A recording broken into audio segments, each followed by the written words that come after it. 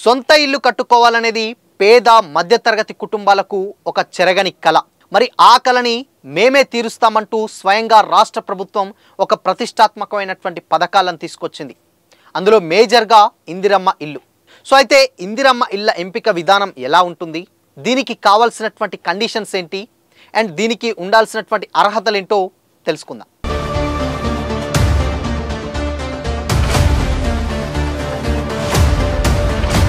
నమస్తే, welcome to Disha TV. రాష్ట్ర ప్రభుత్వం తీసుకొచ్చినటువంటి 4 ప్రతిష్టాత్మకమైనటువంటి పథకాల్లో ఇందిరమ్మ ఇల్లు ఒకటి. అయితే ఇందిరమ్మ ఇల్లు సంవత్సరానికి ఒక నియోజకవర్గానికి 3500 ఇళ్ళని ప్రతి నియోజకవర్గానికి కేటాయిస్తాం అని కూడా చెప్పడం జరిగింది.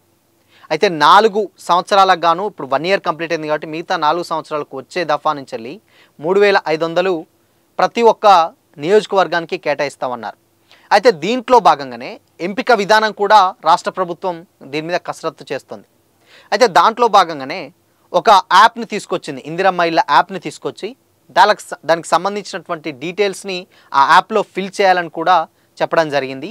అయితే నిజమైనటువంటి లబ్ధిదారులు ఎవరైతే ఉన్నారో వాళ్ళ ఆధార్ నెంబర్ ఎంటర్ చేయగానే వాళ్ళకి సంబంధించినటువంటి డీటెయిల్స్ అయితే ఆల్మోస్ట్ అన్నీ కూడా వస్తాయన్నమాట. సో అలా ఎంటర్ చేసినప్పుడు ఏదైనా ఫ్రాడ్ ఉన్నా, గతంలో ఏదైనా లోన్ తీసుకున్నా, ఏది తీసుకున్నా కానీ ఈ యొక్క అప్లికేషన్ రిజెక్ట్ చేయబడుతుంది.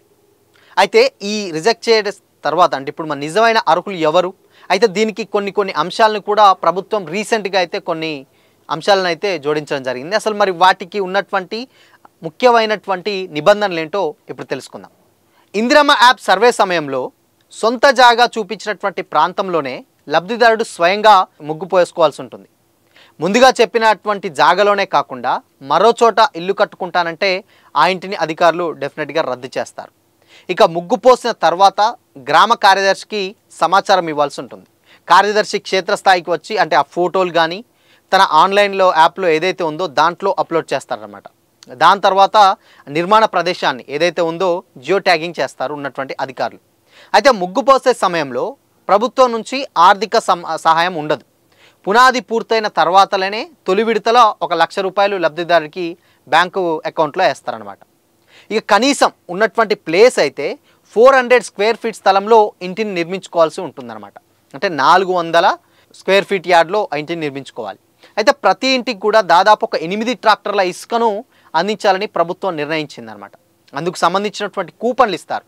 ఆ కూపన్లు ఏంటంటే మనకు ఎంఆర్ఓ లేదా ఆర్డీఓ ద్వారా అందజేస్తారన్నమాట. ఆ కూపన్లు ఇస్తే దానికి మనకు సంబంధించినటువంటి 8 ట్రాక్టర్ల ఇసుక అయితే మనకు చేరవేయడం జరుగుతుంది. ఇక సిమెంట్ కానీ స్టీల్ వంటి సామాగ్రి ఏదైతే ఉందో హౌసింగ్ కార్పొరేషన్ ద్వారా తక్కువ ధరకే అందించేటట్లయితే ప్రభుత్వం ఆలోచించినట్లయితే తెలుస్తుంది. ఇక క్షేత్రస్థాయిలో ఏఈ లేదా ఎంపీడీఓలు పర్యటించి ఆ ఇంటి నిర్మాణం పూర్తయిన దశను బట్టి లబ్ధిదారుడి ఖాతాల్లో అంటే అకౌంట్లలో డబ్బులు అయితే వేస్తారన్నమాట.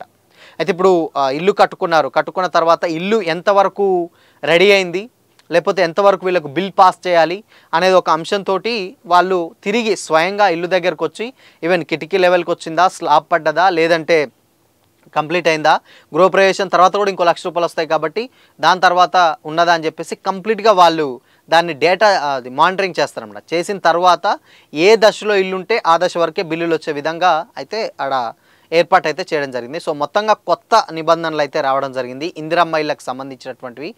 ఇప్పుడు మనం చెప్పినటువంటి నిబంధనలు ఏవైతున్నాయో ఉన్నటువంటి లబ్ధిదారులకు కంపల్సరీ వాళ్ళ లిస్టులో ఇందిరమ్మ ఇళ్ళ లిస్టులో పేరున్నా కానీ ఈ ఉన్నటువంటి నిబంధనలు కంపల్సరీ ఫాలో అవ్వాల్సిందే. ఈ నిబంధనలు ఫాలో అవ్వకుంటే మాత్రం వాళ్ళు ఇందిరమ్మ ఇల్లు రిజెక్ట్ చేయబడుతుంది. ఏంటంటే ఇప్పుడు ఇల్లు ప్లేస్ ఒక్కడ ఫోటో దిగి ఇంకొక కాడ కడతానంటే అది డెఫినెట్గా అది ఒప్పుకోరు.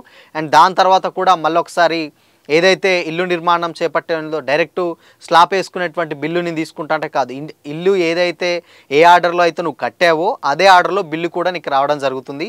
సో మొత్తం ఇల్లు ఏదైతే కంప్లీట్ అవుతుందో దాని తర్వాతనే ఫుల్ అమౌంట్ కూడా దాదాపు ఒక 5 లక్షల వరకు కూడా కంప్లీట్ అయ్యే అవకాశాలు అయితే మనకు కనిపిస్తూ ఉన్నాయి. దీంట్లో ఎలాంటి జాప్యం కానీ ఎలాంటి పైరవీలకు ఛాన్స్ లేకుండా ఆన్లైన్ విధానంలో ఈ యొక్క ఇందిరమ్మ ఇళ్ళ సెలక్షన్స్ తర్వాత ఇల్లు బిల్లు ప్రాసెస్ కూడా ఆన్లైన్ విధానంలో చేయబడుతుంది కాబట్టి ఎలాంటి మోసాలకు పాల్పడకుండా ఉంటుందని చెప్పేసి అధికారులు అయితే చెప్తా ఉన్నారు.